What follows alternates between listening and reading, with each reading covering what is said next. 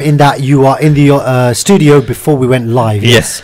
But literally by the skin of your teeth. You want me to do warm-ups? Yeah, a few star jumps. I think we've had those done in the studio before. Assalamu alaikum to all of our listeners. Thank you so much for joining us. We're live on Salaam Radio 106.2 FM. We're also live on Inspire FM 105.1. So thank you so much to our Luton listeners for joining us today. Looks like you've got some preps done. I did some quickly, yeah. I did. That's hence my skin of the teeth arrival. But before we start the show, have you been following the tips? The presenter tips. Oh yeah. Is this why we've all of a sudden we've got like this really good preparation for the show? Is it? I just assumed it's for the other shows. Clearly not for us. No, obviously not for us. I mean, we're just awesome, right? Yeah, absolutely. We said last week. Obviously, you weren't here, but I say obviously, but it's been real rare since we've all three been together. Now, when's the last time last week no one was here because last week we were in Rotherham. No, it was not last week. Was it? It was last week. Oh yeah, it was last week. Yeah, we were. Yes. Oh yes. I thought we were talking about that superb match that we played. Oh yeah, and the week before we played a fantastic match. Yeah, but, you weren't here on the show. I was at a talk. Yes. For a guy who did something quite sporting as well, to be fair. So this is a guy named Benjamin Ladra who did a walk from Sweden all the way to Palestine. Wow. So it's a bit of a walk. How long did that take? Yeah, it took him 11 months. Wow, mashallah. So just from the I mean, obviously there's political connotations and stuff and showing solidarity with the Palestinian people and whatnot. But just on the physical aspect, the physical front, walking that distance, I mean, what is that, about 6,000 miles? Well, I'm really interested now. I knew you went to talk, to be honest, and I knew it was something about Palestine, but I didn't realise someone actually walked all the way from Sweden to Palestine. So this is a Swedish fella. So how long did he walk before he had a break then? Did he do it as a... So he was walking every day. He was walking every day, and he's walking up to 5 hours a day? 14, 16 hours a day. All right. Yeah. I mean, he said the one day he was looking to break his record for the most distance covered in a day. He was looking to do about 60 kilometers on a particular day. And he was thinking he'd have a good walk of about 14 to 15 hours. So what did he have? Did he have like a Google map in front of him? Take a right here and take a left here? Really? Yeah. Wow. He had power banks, and he had his mobile phone, and he had Google Maps. He said the biggest problem, though, was when you go into Google Maps and you type in Palestine, you can't find it. Really? Yeah, you can't find Palestine. You can find Israel. You can find Tel Aviv. You can find Lebanon. You can find like all those places, but you can't find Israel. So he said, So he had to type in some fake place names and trying to find his way to those. What do we have on the show today, Sadat? Well, usual cricket. The third and final test between England and West Indies currently being played. So this is the third and final test. Yeah. After this one, we have two other tests. I can't remember who against now. Before we have the Ashes. The Ashes. Well, the World Cup, and then it'll be the Ashes. Yeah, the World Cup. Yeah. Well, hang on. The World Cup's in June, so the Ashes is going to kick off in July. September. Right. Okay. Sorry, June, July, August, September. Sorry. So we've only got two Test matches before then. Yeah, and we're I was going to bring on doing too the well. Australians. Obviously, will be having the band players back. Al Smith and Warner. Are they back? They're back in March. They're not. Are they going to come to England? That was something I read. Yes, this is brilliant. Band duo are going to be a huge part of this year's Ashes series against England, says the Australian captain Tim. Right. Payne. Well, I mean, let's be frank. Australia, as much as they've been lauded for having so much strength and depth, they've lost those 2 or 3 players, and all of a sudden they look like a ragtag outfit, don't they? Yeah, they do. I mean, to be honest, I don't know if it is this mentally, it's got to them with all the social media around and everything. But yeah, losing those 2 big players. Well, 3 wasn't there? There was the other one who had gone as well for a while. The other one that nobody cares about. Yeah, the young lad, Cameron Bancroft. Yeah. Did he do a media press conference as well? I can't remember. They all did a little bit of crying, didn't they? Was that no? Because individually, because I remember Smith was the first one, wasn't he? And then it was Warner. And I don't remember if. Cameron did one or not. I can't recall. Cameron, he did one. He did one. Yeah, okay. He did one. I think he did one fairly recently.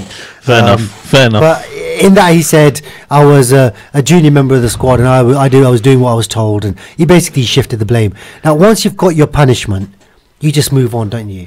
You don't then start pointing fingers. I don't know, because obviously the question was still being asked what happened, because there weren't very much. It was very much, okay, punishment, but there wasn't a picture of what had actually happened, and it wasn't as if the other two was telling a different story. True. So I think it was a matter of similar, I suppose, if we can draw similarities to Mohamed Amir when he was the young lad who was, say, convinced to do the no balls. Yes. And it was sort of like similar in that sense. Yeah, he was naive. But the thing with the Mohamed Amir thing, it was quite clear he was seduced by the money, wasn't he? He wasn't being looked after by the PCB. Yeah, and he was seduced by the money. Without justifying it, you say from a person from that part of the country is probably more easily to be seduced than someone from Australia. And that's what I'm saying. The Australians, they're not necessarily seduced by money. They were like, we win. They win at cost. Yes, of course. Yeah. So there wasn't any money sort of involved, obviously, in their game. So it was a matter of, we're going to win. And if we have to tamper... What's that, pink? Oh, I'm sorry, I got very distracted there. This is my... It's not mine. The thing is, I've misplaced mine, so I've borrowed my daughter's.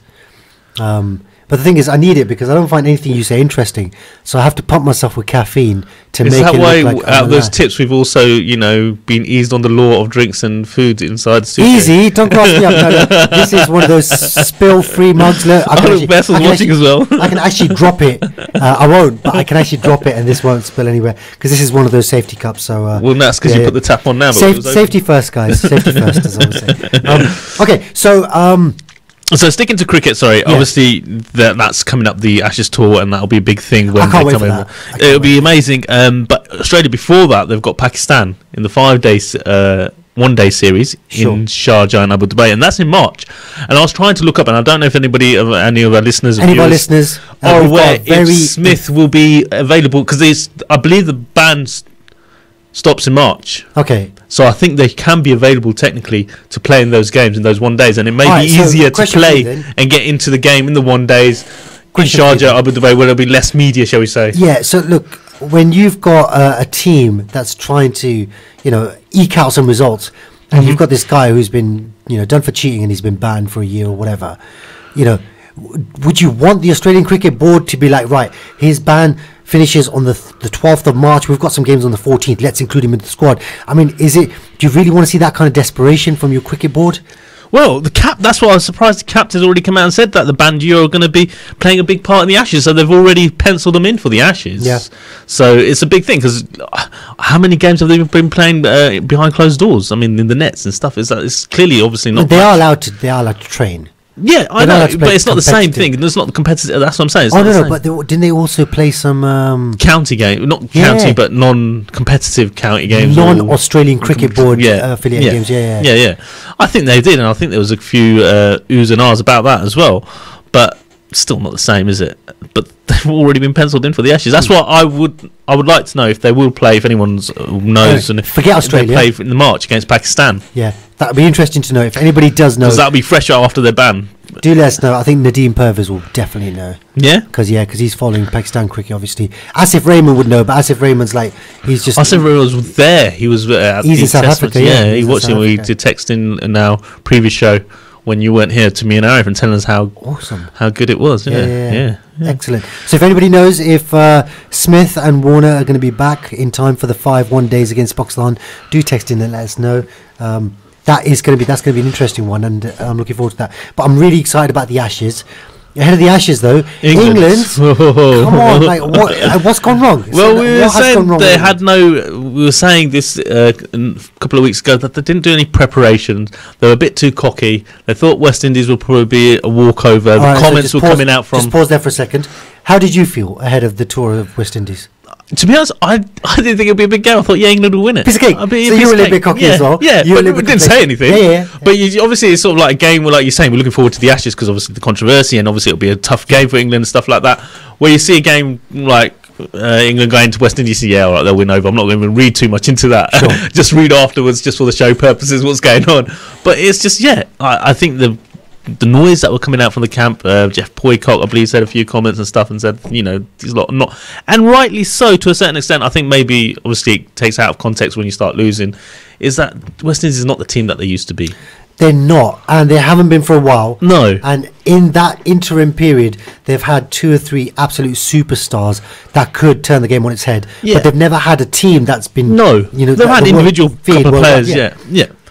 but right now they don't even have those individual players. No, and that's what's the biggest. That's why we're talking about, because it is a shock. It's a surprise that that West Indies have beaten England in the Test series 2-0 currently. Just beaten them, like smashed them. Yeah, absolutely smashed them. And then what England again with their selections? They got Jennings, who was opening in the first Test match, drop him for the second Test match, and then bring him back for the third Test match. Has Jennings? So in between, he's not played any cricket. Impressed though. No, he's not. He's only his average is Test 16, I believe, or 16, 17, round about there. Yeah, and he's up to about 15 to 20 innings now, isn't he? Something like that. Yeah. So but the thing is, be it Jennings or anyone, if you drop a player before straight after a Test match and the next Test match, you're basically saying to him, "Sorry, mate, you're not good enough. Mm-hmm. We've got someone better than you. Sure, we're dropping you."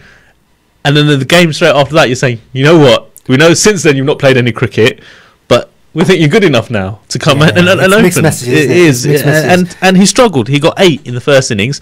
I think he faced about 50 odd deliveries, so he was struggling. Okay, but England are doing well right now. The last I checked, this is yesterday, so I don't know what time they start off. They were 220 odd for. So 231 for 4. Yeah. That's because of Butler and Stokes' unbeaten half centuries. So currently. Usual suspects, isn't it? Usual suspects. Root again he's out of form. So we've got Amir Suleiman watching. We've got Ghaffar Shahid. Any tips? Ghaffar Shahid will probably know about the cricket in Sharjah. So okay, yeah. So Ghaffar, if you do know if Warner and Smith are going to be back in time for the tour of, I was going to say tour of Pakistan, but it's the tour of the UAE against Pakistan. It's just 1 days. Yeah, 5 1 days. I believe there's no Test match or no T20s either. That'll be interesting to know. Okay, let's. Was anything else on the cricket, or should we move on? There was the captain Sarfaraz Ahmed. He's been named captain again for the World Cup. There was a bit of controversy. Would they do that after the racist comments and everything that happened? And it was interesting when we mentioned it the other time. We thought, you know what, we should know better, obviously. And I think the comments, what he was made, it was a flippant comment. It wasn't I think, how can we say it directly? Meant has to be a racist. It's just, I think, from where they come from in the cultural thing. I agree. I'm absolutely not making excuses. No, absolutely, just because wrong. This guy is a Pakistani and I'm a Pakistani. It's not that at all. But straight afterwards, I didn't realise after the show that PCB were actually complaining for the ban. The 4-match ban, they said it was too harsh, and said that one match we had admitted our fault, and it was a flippant comment. It wasn't, True. I don't think there was. In comparison, they're saying that there would have been a lot less compared to others, and I was trying to find out. So, what do you think? What do you think? What were the origins of that comment? Do you think? Because we are speculating. I think it is a cultural and education thing. I think if we sit in our bins or stuff back home, that they will talk like that. Normally, and they don't see a second. There's not a second thought of their derogatory or racist comment. They just see it as the way it is. Okay, so it's not right. In the whole of the subcontinent, you do know that people generally assign more value to light-skinned people than dark-skinned people, and the subcontinent consists of people of many different shades, of brown, dark brown, light brown, absolutely. And so on, and even the whole caste system around India is built around your skin tone to a large extent. I mean, I suppose to a certain extent, when they look for Rishta, it's got to be a lighter toned person than a darker tone. There was that Bollywood actress who said something about Alex Iwobi. I missed this one. Oh, okay, I forget her name, but there was a very famous Bollywood actress, fan of Arsenal. Okay. And she referred to Iwobi as being a gorilla-like. Really? Or monkey-like. Yeah, how did I miss this? Yeah, so that was really bad. And this was hot off the heels of what Safra said. Oh, okay. And a lot of people said similar things, like what she said was offensive. And nobody's saying that what they're saying is not racist. It is racist. But you have to understand, it's almost like, it sounds like I'm trying to explain it away. No, not explaining it away. The culture they're from, those kinds of comments are part of the course. Yeah, absolutely. Right? That's not to say they're not racist. That's not to say the culture they're from is not racist. Would you say Pakistani culture is racist culture? To me, it's funny because when I even sit round with elders back home in Pakistan and relatives, and when they talk to each other, the amount of cursing that you hear, and I'm thinking, bro, I've never heard these stories, Sure. and it's just a norm, Yeah. and it's not right, but it is an educational culture issue. I mean, obviously you go into the towns, Lahore, Islamabad, and you go with the they're completely different. So what Safraz actually said, word for word, was. He said, "Kale." You're a very lucky black guy. Yeah, in Urdu, obviously, yeah. Where is your mum sat? What have you asked her to pray for you today? Yeah, Right. yeah. Which I think they changed "pray" to "spell," didn't they? As a Right, translation, like a mystic spell or yes, something. yeah. So I think what he meant though was, and I can't remember the word he. I don't know if he actually said "mandar" or not. I can't remember what word he actually used. Which would be spell, I suppose, if it is. But he's yeah, asking for prayers or spells. yeah. Because he actually edged the ball. Yeah, it went, inside just missed the wicket, and it's the wicket they needed or wanted, and it didn't happen. So it was out of frustration. So it was out of frustration. I'm frustrated that you're getting lucky. Where's your mum sat praying for you? What have you asked her to pray for you? Or what kind of spells is she invoking? All that, it's like you. And it's not even at him. All it's that, not even at him. He's kind of saying it to himself. Yeah. So all that would be classed as banter. But the fact that they referred to him as Oi Kali, Oi Black. Yeah, yes. Oh, as soon as that words come out, yeah, that's it. Everything else is just because you've described it, you've labelled him. Because when you've got sledging at the wicket. Yeah, there's a lot of sledging. There's a lot of sledging, and people talk about your wife, and they talk about your family, and all that kind of stuff. Yeah, so it's all allowed. But he said, "You can't wait to the Ashes. You'll see what sledging they get." Yeah. Oh yeah, they're going to get it all. Yeah, they're going to have a bad time. Right. Okay, so the only reason I emphasised on this aspect of the conversation is because there's been a lot of unsavoury incidents. In sport recently. Well, the reason I was bringing it up, there was two reasons. A, obviously, because I was a bit surprised PCB was shouting out, "Oh, it's too much." But then I looked around and thought I was trying to find any comparison, and then. Funny enough, I came across, and it's not cricket, but we talked obviously about the match at the time. Brother Habib and Connor, and they had their fines. Yes. And I don't think we've ever discussed the fines that they received. And in comparisons, I don't know if you're aware of the fines. McGregor got $50,000, and Habib got $500,000 fine. And it's just sounds fair. It was just amazing the difference. I mean, okay, he jumped out, but 550,000. Yeah. And he got a 6 month. I think the ban's 9 months. 9 months. And if you take into account that Khabib was, you've got to take the whole thing. Nothing but gentlemanly for about 6 months up to the fight. Yeah, the whole thing has got to be taken into account. Or not the fact that he just jumped over. Yeah. The whole provocation. And Conor McGregor and his crew were responsible for breaking windows on buses and cutting people in. So we're saying that's acceptable to a certain extent, but you can't jump over the cage and react. It's double standards. It's just so poor. What I was going to bring up was the chanting to Mohamed Salah at West Ham last week.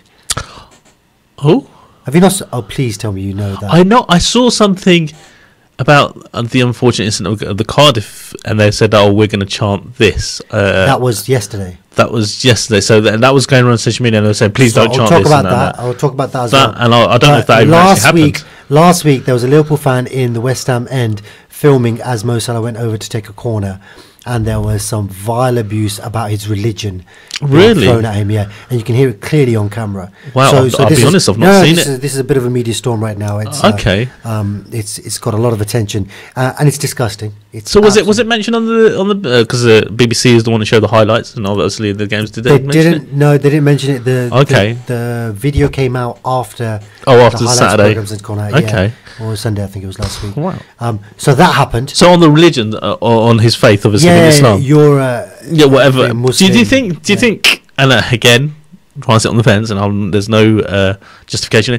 Is it because the actual not chance the song that they've got from Mohamed Salah, which is a great song from the Liverpool fans? Yeah. I can't remember it off the top of my head, but obviously they bring his faith in it, and they say, if he's good enough for you, he's good enough for me. Yeah. If he scores another few, then I'll be Muslim too. Something. It's great. That's brilliant. But do you think because they've brought religion in, they've also then captured on it and gone against that? Do you reckon it would have happened? It wasn't an offensive chant. Oh right, okay. It was somebody saying, "Mo Salah, you effing Muslim." Oh, okay. Yeah. Oh, I thought you meant a song. No, group of people. Okay, sorry. Okay, so the song was, "I'd rather be a Paki than a Scouse," which is what was being sang that, yes. by Millwall. Yes, that was Millwall though. Yeah, Yes, absolutely. So sorry, go on. The Millwall versus Everton, that. Yep. Where they were chanting that. Then you've had West Ham Liverpool, where somebody's outright just saying you're an effing this, that, the other. So the Millwall one, sorry, just to put in picture, the Millwall was a whole fans, a bunch The of whole fans, stand. stand, The whole stand, because it was a yeah. large, because you can hear that.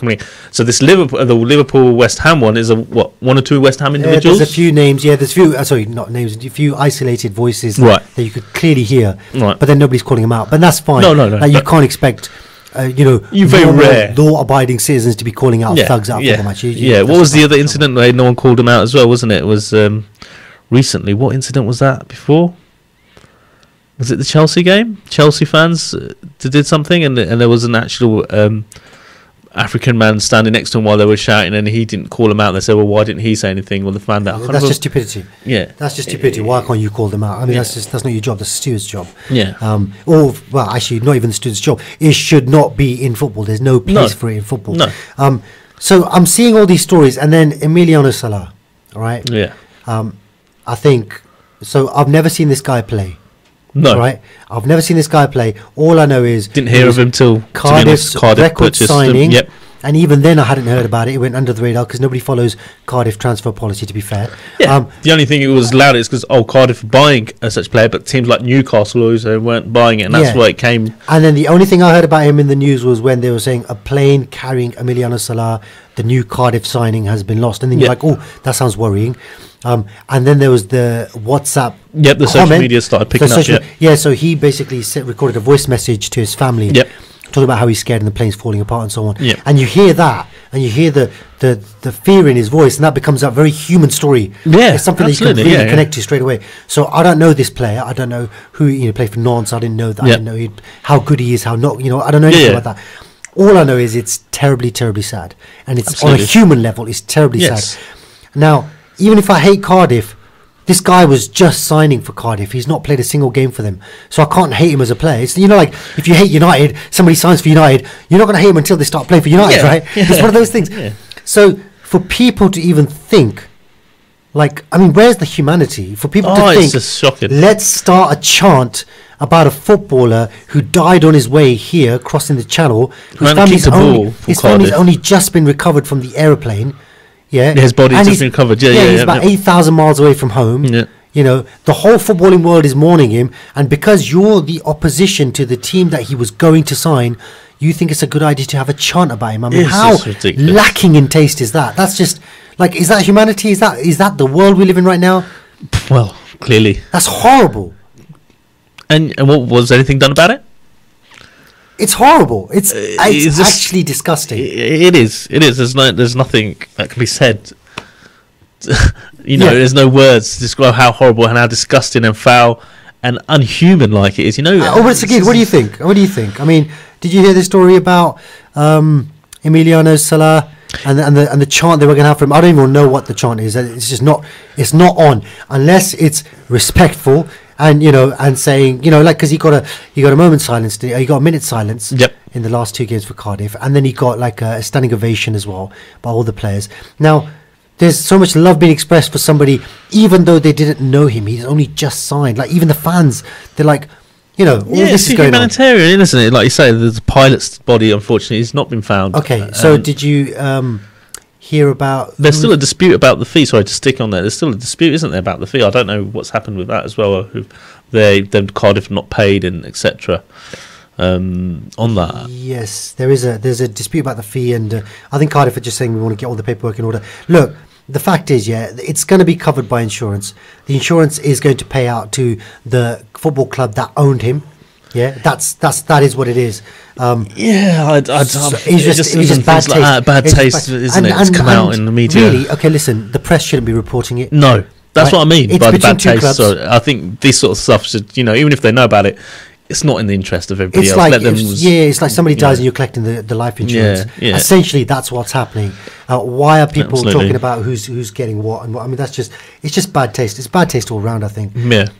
I saw something in the news about somebody donating 27,000. I think it's £27,000 for the recovery. I think that was the Nantes, one of the opposition. It was one of the French team players who I think one of the opposition. So I don't know if it's like a local derby. They have the opposite of Nantes, whoever it is, but a player actually paid for it to assist with the continual search.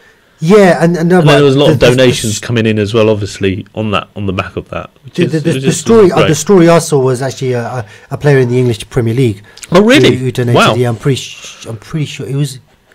Or was it Kylian Mbappe? It might have been. I don't know. It was somebody's donated 27. I mean, it's very nice. It's a very nice gesture, and it was really nice how people were talking about how hopefully the bodies of both Emiliano Salaam and the pilot are recovered. I mean, people were talking about it was a loss of life that they were concerned about, and not so much this guy's a wonderful footballer, because sometimes we get a bit carried away, don't we, with footballers, and life is life, isn't it? Yeah, both families obviously suffered, the pilot's family as well as Emilio Sala's family. So I mean, it's just sometimes it just makes you think, like, sport, yeah. Isn't it? Life ridiculous. Is a lot more important, and you just wonder where people's heads are at. And what their motivation is. So on that note, we're going to go into the break. Hopefully the second half is going to be a little bit more lively. We're going to talk about Manchester United, still unbeaten. Ole. So join us in a little while, guys. We'll be back straight after the break.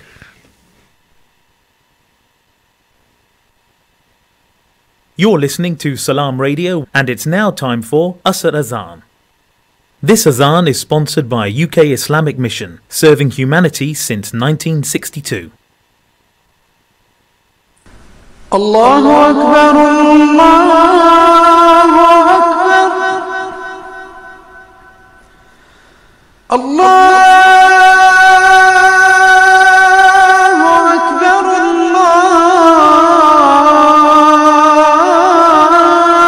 الله أكبر أشهد أن لا إله إلا الله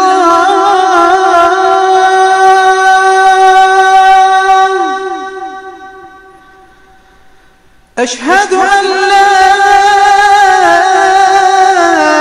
إله إلا الله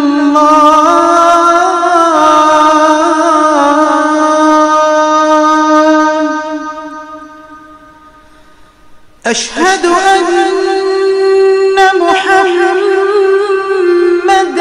رسول الله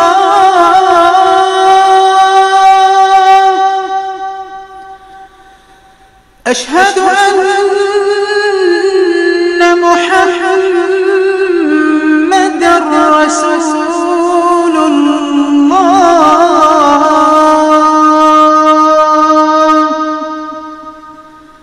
حي على الصلاة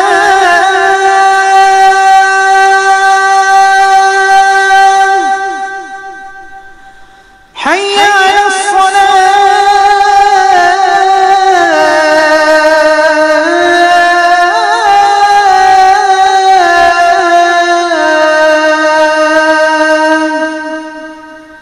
حي على الفلاح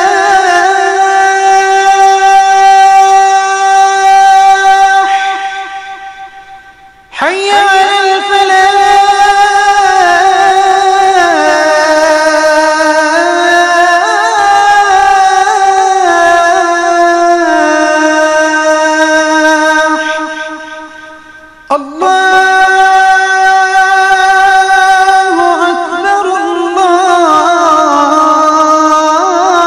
الله أكبر الله أكبر لا إله إلا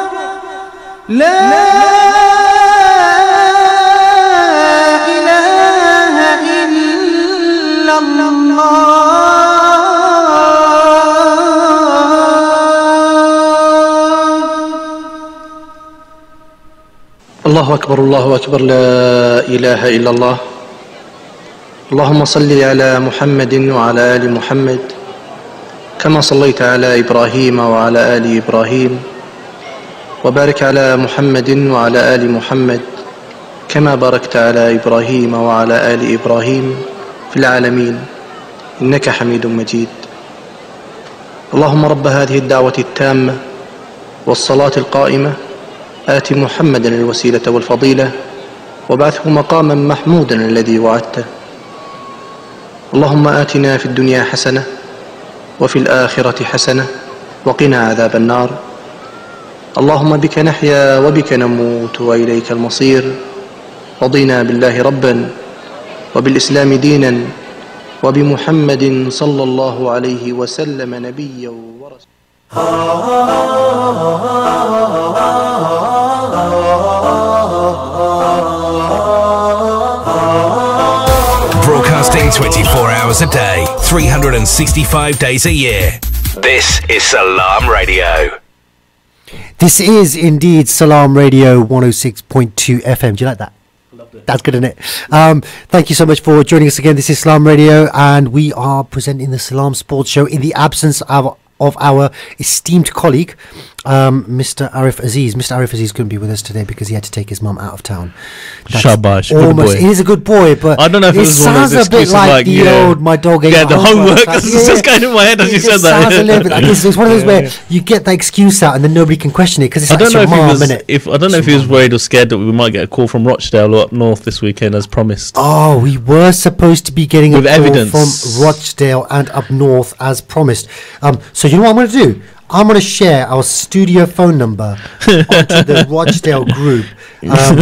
Remind me what our studio number is, just for the benefit of our listeners. 01733 01733 602 602 133. 133. And I'm going to send that on there, and I'm going to say at Java. You actually sent me a friend request today. Call in now for the show.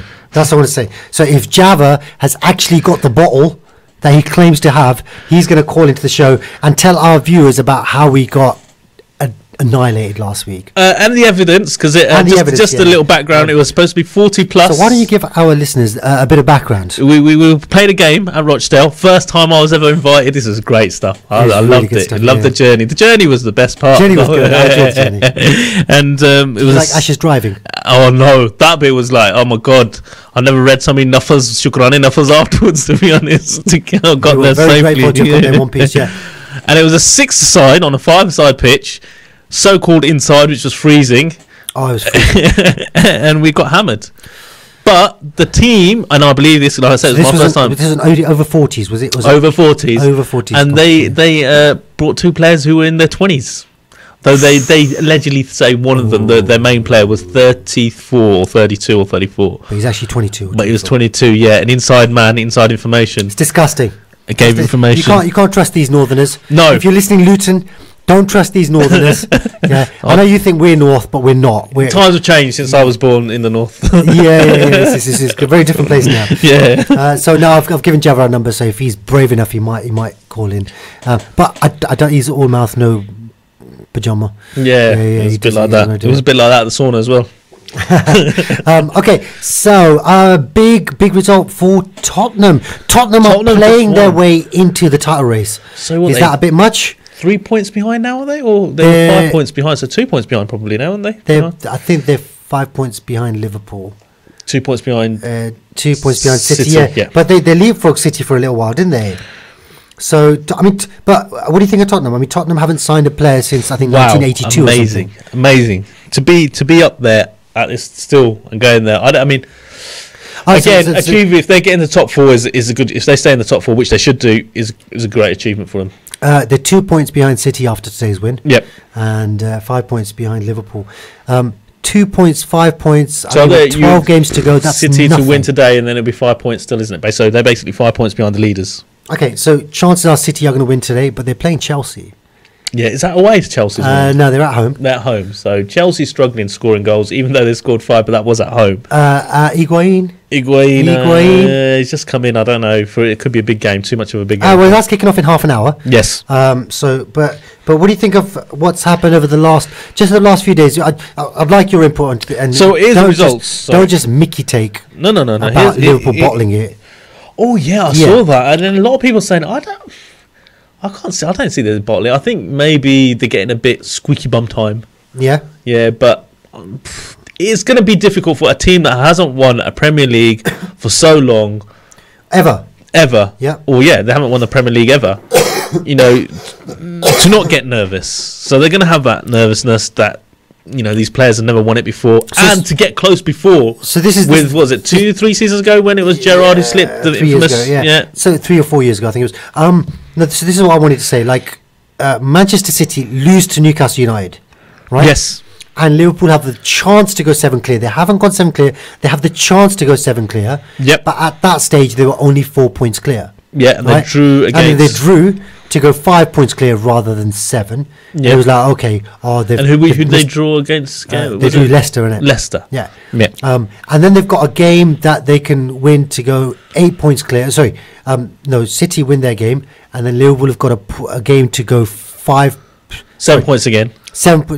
It'll be 5 points again. Okay. But then they draw it to go 3 points clear. Yes. And then City win. So in the space of 10 days, they've gone from potentially winning a game and being 7 points clear, but now actually back in second place with the game in hand. With the game in hand. So if you look at it like that, it looks like it's really, really bad. Well, I don't say really, really bad. I still think, I don't think it's really, really bad because they've got the points on the board. They've got a game in hand. You'd rather have the points on the board. They could have been... Oh, so there's no games in hand right now. No. They've got 3 points on the board, yeah. They've got 3 points on the board now. They're 3 3 points ahead, aren't they? It's City with the game in hand. No games in hand. No Absolutely. Yeah, so no games in hand and 3 points ahead. I mean, that's a great position to be in. It's in your own fate, in your own hands. You would not be crying about that. You would take that at the start of the season, at this point of the season. Played City twice. Yes. Played Arsenal twice. We've played got Chelsea. United. They've got Chelsea once, haven't we? One more Chelsea time. United. Yeah, so other than those 2 games, you expect Liverpool to be not comfortable, but to win the other game, shall we say? Yeah. And at the moment, I'm a United fan, and it is at Old Trafford, so a point away there would be a good result, I think, for Liverpool. But saying that, there's no reason why they can't win with United's defence. City have got to go there as well, haven't they? City have got to go there. Yeah. The question or the poll, I believe, on one of the channels was: would you want your position? Would you lose just to avoid, say, someone you didn't like? Our regular caller Bidan. Yes. So he made a comment on a group I'm on with him where he said Everton really gave it a go against Manchester City, unlike Liverpool, who rolled over when Chelsea had to beat them to win the league. And it was between Chelsea, and it was a Gerrard back pass that got intercepted for a goal for Chelsea, and Chelsea won that game and went on to win the league. He slipped, didn't he? No, this was United. Whoa. Go for the league. Okay. When United go for the league. It's interesting times, and I think. Question to you then: Would you be upset if Liverpool lost the game, which if it meant, like you were saying, the Chelsea win the back pass, if it meant Man United wouldn't win the title? No, I wouldn't. You wouldn't be upset, would you? I wouldn't be upset. No, I wouldn't be upset if City beat United, which meant that Liverpool didn't win the Premier League. I'll tell you one thing. As a player, like even where I've played in situations, I've played in tournaments where you're going to finish 3rd or 4th and you're not going to go through, but your result, if you lose to the team that you're playing, could mean that team goes on. You don't care. You're going to go out there and you're going to play the best that you can possibly play. Oh yeah, the competitive nature in these professionals. Yeah, absolutely. No, so it's the fans. It's the fans. The fans will be like, look, we're going to finish 4th or 5th. No, sorry, not even 4th or 5th. There's a big difference, isn't it? We're going to finish 7th or 8th. Doesn't really make a big difference. Yeah. And if we lose the game and it means Manchester United don't win the league, I can understand that. Yeah. And I can understand. But then this is a little bit different because United are genuinely going for a top 4 place. Yes. But I still think majority of the United fans would take 5th, sacrifice the 4th place. Are you serious? For Liverpool not to win the Premier League. That's massive. Because the repercussions of that is no Champions League, extra difficulty in signing new players, extra difficulty in getting the manager you want. I don't know. I think whoever they want, I think it's probably a done deal already. Who do you think it is they want? If it is Pochettino or whoever it is, I think the reason that they've brought a manager into the end of the season, they're probably aware and they've had back channel chats, and it's probably a done deal. It's harsh, isn't it? Harsh for who? Ole Gunnar Solskjaer? Always. Do you reckon it was just always too early for him? Do you reckon he can use this as a stepping stone for him to go to like a mid-level club? Yeah, I mean, look, he didn't do great for Cardiff when he came on. People say he wasn't given time. It was too early.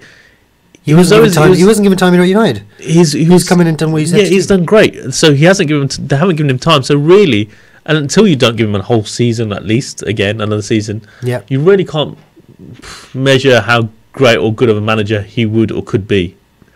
Well, because how many times with that Di Matteo we use the same time a player comes in to the club, he knows the environment, like Ole Gunnar Solskjaer knows the environment at United. He knows the players. He's obviously managed Pogba before, Rashford before in the reserves or youth. Sorry, I think it's fine if OGS was asked to come in as caretaker manager. OGS. Yeah, as in if he was asked to come in as caretaker manager, saying, look, do the best you can, but whatever you do, we've got our eyes on someone else, and we're going to bring somebody else in the summer.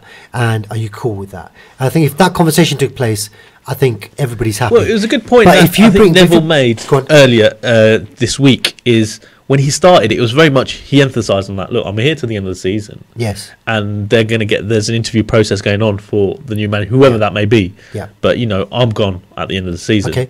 But now slowly he's talking about future. We need to probably win the Premier League in the next 2 seasons. Yep. We need to think about the future if we play. But so he's talking about more of what he's So planning he's to probably, do. He's probably thinking, I could do this job. Oh yeah, Which is fair. without a doubt. Which is fair. There's no way the manager would not think he couldn't do the job. Yeah. Otherwise, he probably wouldn't have took him in the caretaker role. Surely. I just think, like, what does a young manager need Have to do? Eddie Howe's an excellent example. He's done wonders with Bournemouth year in, year out, and it's like we're not looking at him. We're not, the top clubs aren't looking at him because there's other top managers out there they could look at. Nobody wants to take a risk. Here, But you've been OGS forced to only take got a the risk. job because he's an ex-player of United. Yeah, and Not you're- because he's proven to be a great manager. With all respect. Yeah. Thierry Henry only got the job because he was a great player. Yeah. And obviously he didn't work out. They've sacked him already. Yeah. Yeah. Paul Scholes got the job today for Oldham. I don't think he doesn't seem to be look like a fit for a manager for some reason. He's got a brain on him, though. He has, but He's got a managing is footballing more than just a brain. football brain. Do you think- half the commentators have got a football brain? I mean, Gary Neville, it's a great commentator who went over to Spain. Yeah. Didn't work for him. No, did that it? was a language issue, though. That was genuinely I think language the fact issue. that you didn't win I any think- games was an issue. No, I think if I think you will if win Gary the Neville- games any language. I genuinely think Gary Neville, you give him a Division 2, Division 1 Championship club, he will go in there and he will make immediate improvements. I would. Well, but genuinely Premiership believe that. though. Okay, you're talking about Division 2, Division 1. Oh no, Okay. the reason I didn't even mention Premiership because I know he's not going to get a chance. He's not going to get a chance in the Premier League. You'd rather get Warnock in or Pardew in or Roy Hodgson or this merry-go-round of managers that always get associated with teams that just come up or just go down. You've got that set bunch of managers that continually do it. I don't know. Right, and then Do you've you got these reckon top Gary Neville foreign wasn't managers. spoken to before Ole Gunnar Solskjaer? He's an ex-player. He's managed the club. Don't know. I reckon he might have. I reckon. don't know. Maybe that's one for the future if it ever comes out in his book. I reckon he might have been approached. Yeah, I reckon. his name was on top of the list, isn't it? As It the was a rumours. no-lose situation, though. Like Yeah, absolutely. with the players Listen, you've Ole got, Gunnar Solskjaer continued the same results as though United were getting. with the No one players would you've say got, that, yeah, was with it? the players you've got, you can't do worse than what Mourinho was doing, right? Yeah. And if you G them up and they get the odd result here and there, Well, you then could you've do well. done I it, suppose yeah. if you did do worse, it would have been. No, I don't think you could have done much worse. I mean, he was 6th and he was like 12 points adrift of 5th. Yes. I mean, the gap between bottom and United and top and United was a smaller gap between bottom and United. No. Yeah, there was. he? Yeah, Really? check out the league table. No, They were- I'll take your word for Yeah. it. I'm just surprised. That's They were closer to the relegation zone than to the Champions League places. all. Okay. Yeah. Wow. And now he's firmly 4th place. So you got to And Chelsea lose today. United stay there, don't they? United stay 4th. Yeah. Incredible turnaround. Yeah. So as much as I hate Manchester United, I do love a story. And But what about this is Tinkerman then? Because we're going on about United a bit. What about, because there was a lot of booing. Tinkerman? Who's the Tinkerman? Fulham's manager, Radio Claneri. Radio Clanieri. Yeah. I love that Radio Clanieri guy.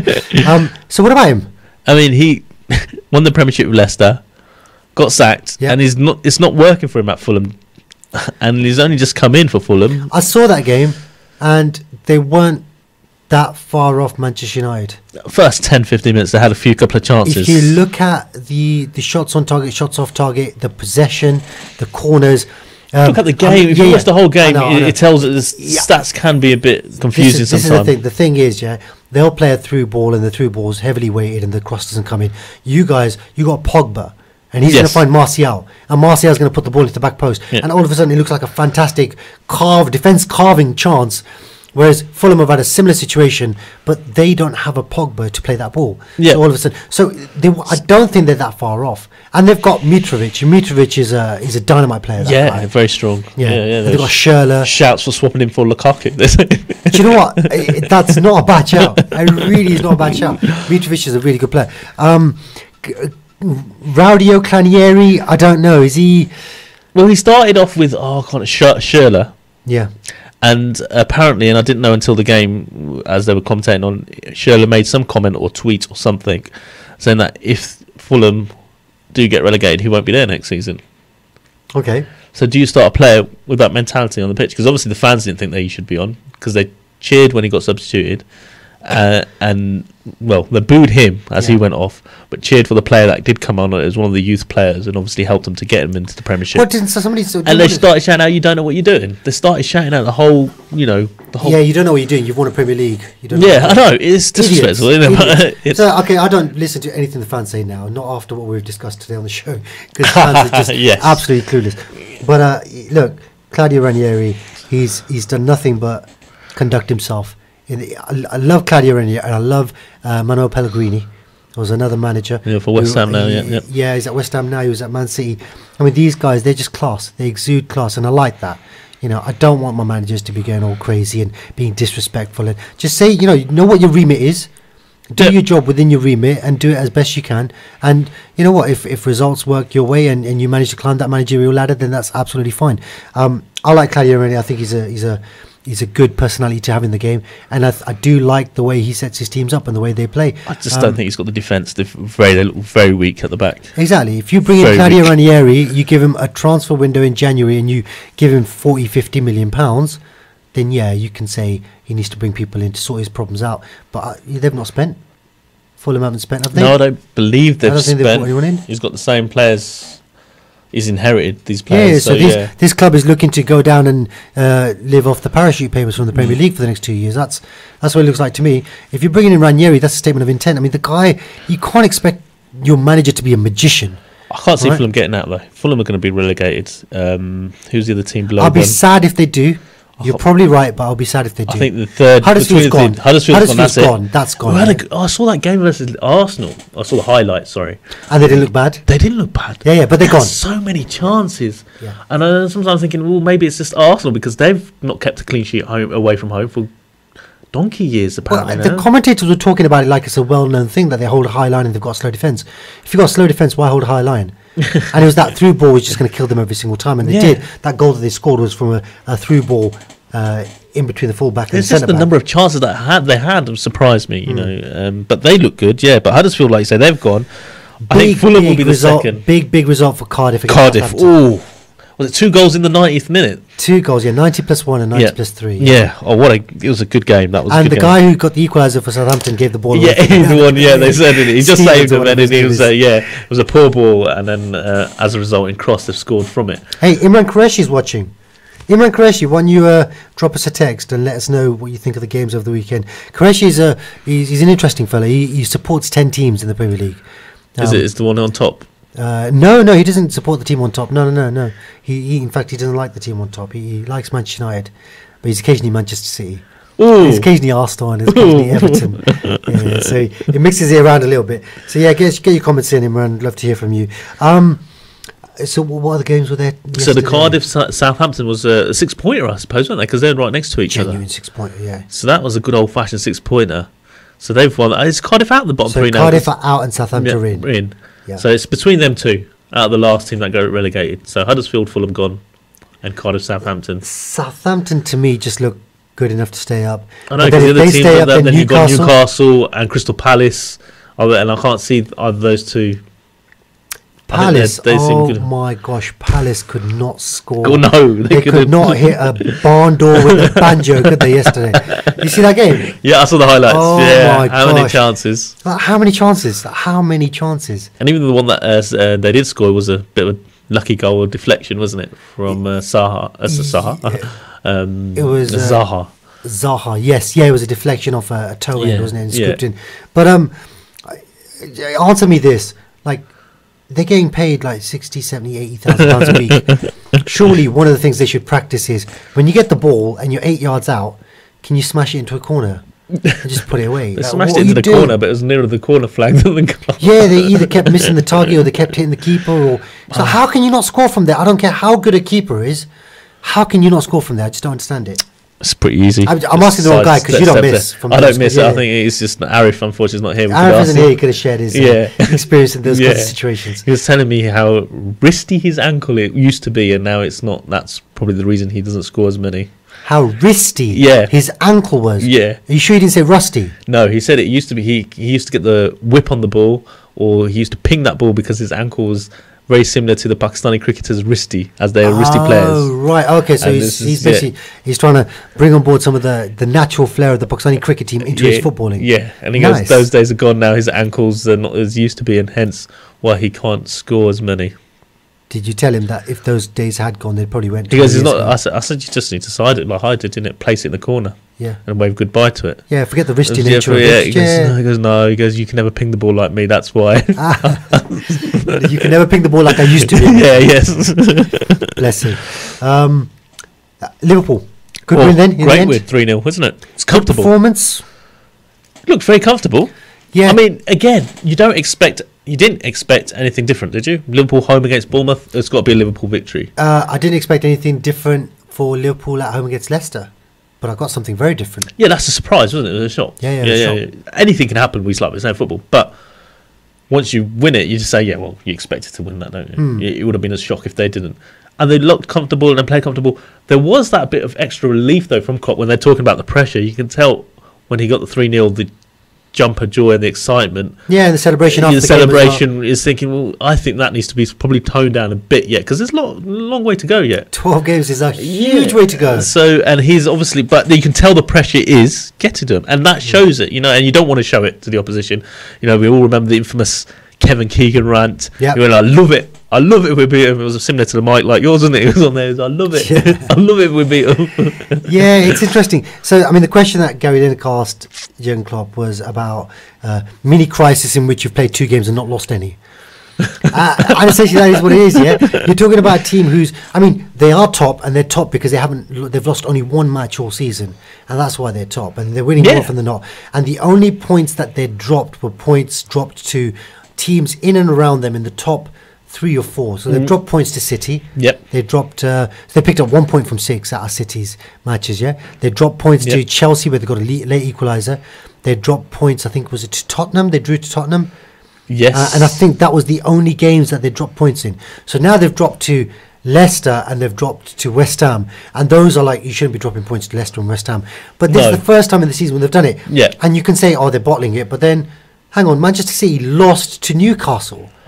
That's bottling it. Newcastle are in the relegation zone almost. Yeah, I mean, I don't think losing is bottling it. I think the fact is that City are picking up points against the in and around them. Asif Raymond's tuned in. Oh, is he? Ooh. Asif, you missed the earlier part of the show. We would have loved to have got your comments in about some of the cricket stuff. We were asking about whether or not Steve Smith and David Warner were going to be playing against Pakistan in Sharjah in the 5 one-days. I don't know if you know anything about that. Drop us a text. So you're just saying what, like it was a blip and... Yeah, you mean, look, other than Arsenal, who went undefeated, all the Premiership winners lost a few games that you don't expect them to win. Yeah. The thing is, you don't expect City to lose another one. Yeah. Even with their tough run against United... who else? But why not, though? Why not? Like because they're playing that good. No, because they're playing that good. But they've lost 4 or 5 they've lost already. They're 4 or 5. See, even that comes a shot. You think, oh my God, they're playing that good and they've lost 4 or 5 games. And Liverpool haven't lost. They've lost 1. 1. Yeah, and to City, and that's not a shock. Not a shock at all. No, that was one of the best performances I've seen any team put out. Was the City performance against Liverpool. any of the season, Liverpool will be 8 or 9 points ahead. It's because it's City. Yeah, and the way they're playing. And the points that they're generating every game. So do you reckon if Liverpool win it this year, it'd be the best Premier League victory of all time? I'm asking the wrong guy, aren't I? I'm asking the wrong guy. No. I'm asking. So as a Liverpool fan, never hear the end of it. Let's be honest. Yeah, as a Liverpool fan, we never hear the end of it now, and you've not even won. We've never won it. Yeah, it's like this year's our year. This year's our year. No, but I do think like if we do win it this year, given the pressure that we've had from City, and given the City are defending champions, and given City went out and spent another 200 million after they won the league, given all those things, well, City want to retain it for the first time ever. They've never retained it. Yeah, Guardiola hasn't proved himself in the Premier League unless he retains it. Yeah, that's what Mourinho said, right? Oh, did he actually say? I don't know. He said number of games, said a lot number of of Premier things, Leagues. yeah. Yeah, he said he won 3, isn't he? And nobody has. But yeah, no. But City generally, and I'm not talking about Guardiola. I'm talking about when they won it under previous managers. They failed to retain it. So this is a test. Can they retain it? Now they're under pressure from Liverpool. Before maybe. They're not really when they have won it. They're not really the first time they ever won it. Obviously, they had the pressure from United, but other than that, haven't they been pretty comfortable when they've won the Premier League? Yeah, they've never. They've The first time they won it was goal they go with difference. that last goal. Yeah. Literally. So good luck to Liverpool, but they're not going to win it. Hopefully, Well, would you rather City Yes. retain it for the first time than Liverpool Yes. win it for the first time? yes, Nice. yes. Glad we know where you stand. Well, I'm surprised you even asked the question. Well, Asif from Islam. Sorry, just tuned in, brothers. Both will be eligible to play in the last 2 ODIs. Oh. There you go. So they do miss part of that. Yeah, In Dubai, but I doubt they will be. They will accompany the team before that. In my opinion, they will not be a part Of the touring team. just for that. Right, cheering for Chelsea for now. Me too, Asif Rayman. Me too. Come on, Chelsea. They're kicking off in about 4 minutes, so no. let's all go. Come on, home. City. Let's go. Let's all go home and Third best team in Manchester. United, and then United reserves, and then City. Yeah, I like it. I thought you were going to say United and then Salford FC. Class of 92 and then City. Listen, it's been a great show. Sorry Arif couldn't join us today, guys, but thank you so much for your company. Sadat, thank you so much for yours. Allah Hafiz. As always, Assalamu alaikum. See you next week.